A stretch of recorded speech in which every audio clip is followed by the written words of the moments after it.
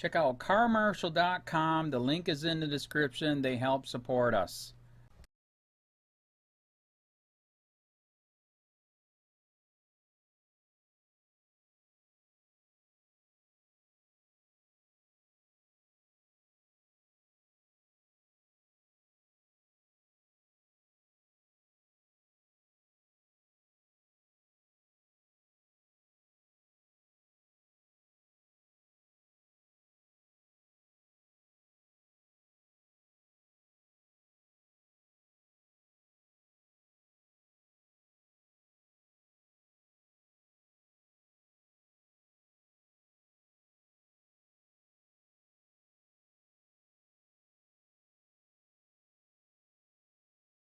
The Florida officer is not alone. 5 times school cops hurt kids while refusing to help them. The news that a school security guard chose to wait outside while an active shooter killed students inside has shocked many, but he is not the first in his position to harm students instead of helping them. By Rachel Blevins, February 23, 2018. As several of the students from Marjory Stoneman Douglas High School call for gun control to prevent future mass shootings, the sheriff in Broward County has revealed that the deputy who was stationed at the school failed to intervene and instead chose to cower outside while a gunman shot and killed 17 people inside. While the actions of this one officer have shocked and angered many, the fact is that he is not alone. He may be one of the few officers who would choose to spare his own life while an active shooter killed innocent students, but he is far from the first officer whose actions hurt and traumatized the students he was assigned to protect. Video recorded. Here are 5 times police officers assigned to schools hurt their students, instead of helping them.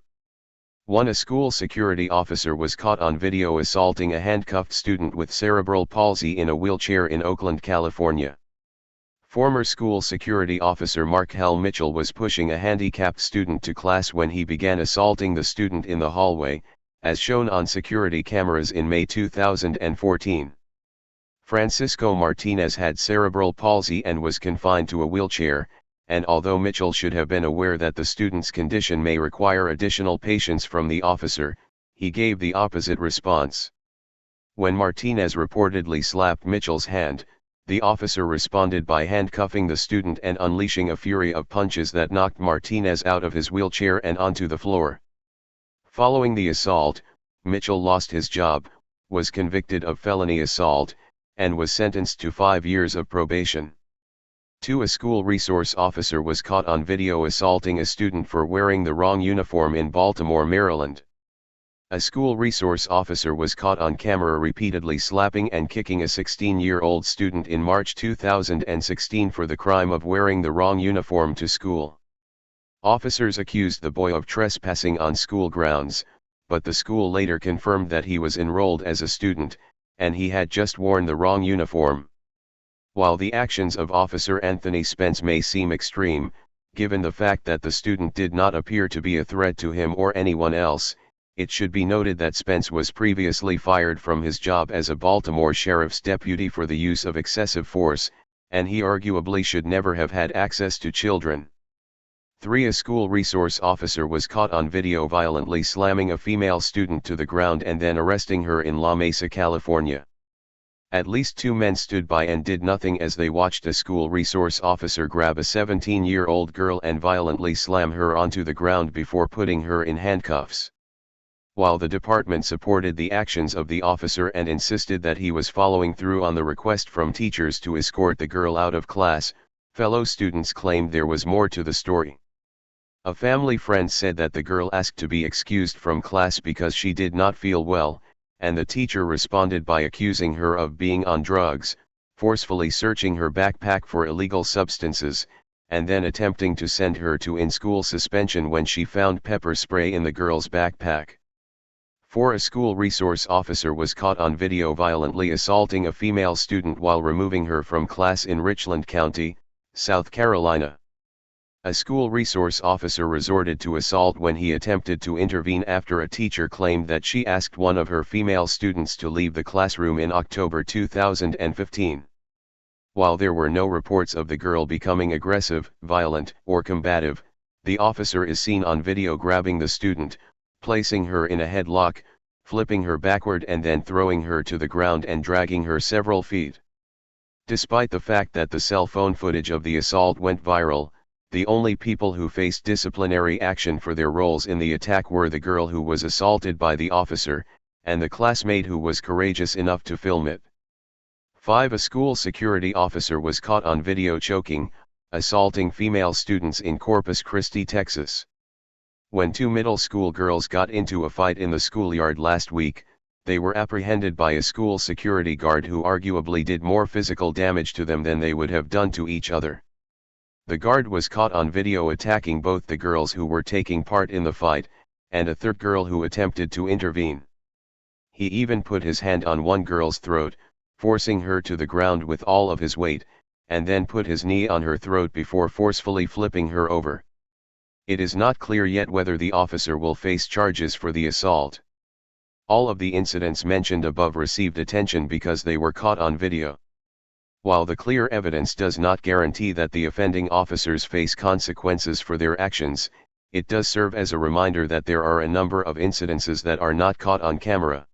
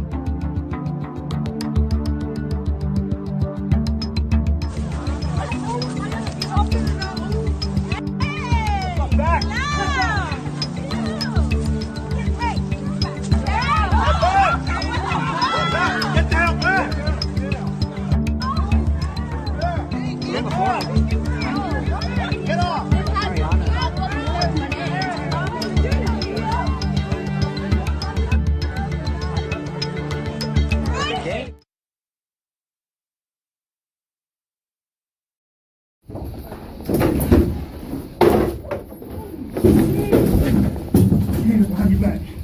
Give me your hands. Give me your hands.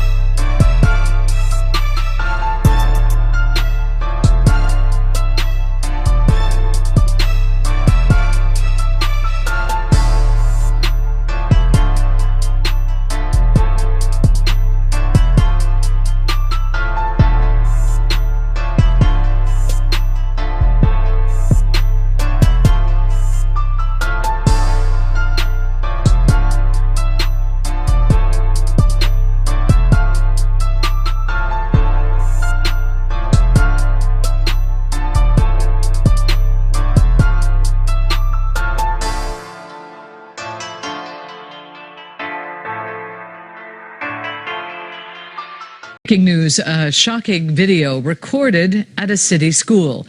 And now the head of the Baltimore School Police Force is on administrative leave, and 2 of his officers for what was caught on tape.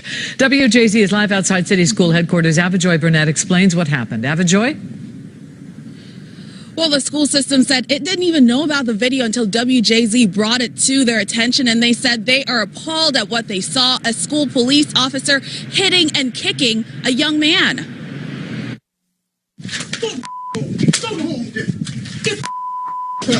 Profanity laced and slap after slap, even a kick. Video recorded at Reach Partnership High has people outraged. He lucky that wasn't my little brother, because I would be in jail right now.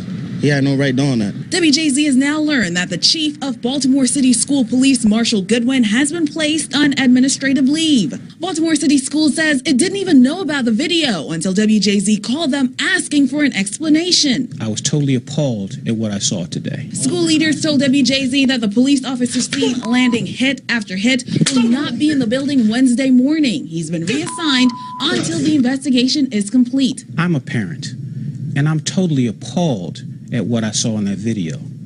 No matter what the circumstances are, I am totally appalled. This is one of only 7 high schools in the city with a school police officer dedicated to the building. School officials say it's not because of violence in the facility, but it's because of the sheer size of the building. It's not clear what led up to the very first slap or what happened after the camera stopped rolling. But this video, just seconds long, is making people ask, how could this happen at a school? If it was my son, I would be highly upset, asking questions, want to know what happened prior to it. But still, nobody deserves to get their hands put on them like that.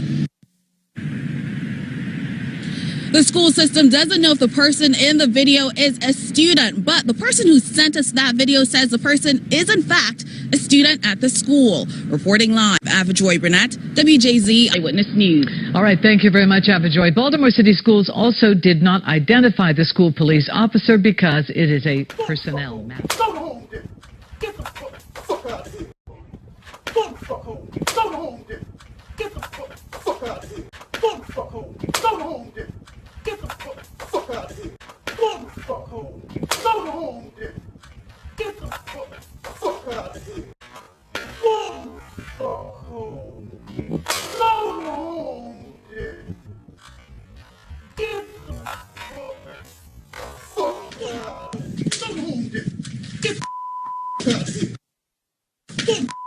Go home, then. Get the out of here. Go home, then. Get the out of here. Go home, then. Get the out of here. Go home, then. County, this is Charlotte County Cop Watch, and I wanted to explain what fair use is.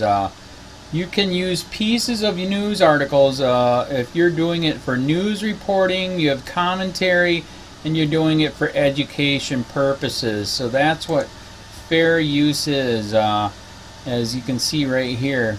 Another reason why I wanted to make this video is to let you know I have just joined with Patreon. A nice thing with Patreon, I make no money on YouTube. They took the money away years ago, and so this is another way to give, and it's a nice thing too because you can give monthly. You can give $1, $5, $10, whatever. I do 4 to 5 hours a day on trying to wake the sheeple up on how corrupt it is and different ways that you can fight the corruption. So Patreon is a way that you can do it, and then of course the old way is still there. Donate to Sheriff County Cop Watch with PayPal or credit card. So keep that in mind. 4 to 5 hours a day. I make no money, but the corruption happened to me and I'm sick of it, so I'm trying to wake people up. But my wife would love it if if we could get some help out there. There's 47,000 subscribers. Just think if each one of you subscribers just gave let's say actually yes, $1 a month. 47,000 subscribers gave $1 a month. That would be awesome. That's not going to happen. But anyways, that would be great if it did happen. But do the math in your head. Just think about it. Like I said, 4 to 5 hours a day. I get no money from YouTube. YouTube has gone nuts. You can't do anything anymore. They're taking the money away everywhere. So these are a couple different ways that you can still help out with all this time that I put in. And as you know, I'm in a special situation where, at least I can do it. 4 to 5 hours a day. We have a cleaning company during the day. That's what allows me to do this, and we're debt free. So this is my hobby. I don't go fishing and all that other crap. I try to save the world.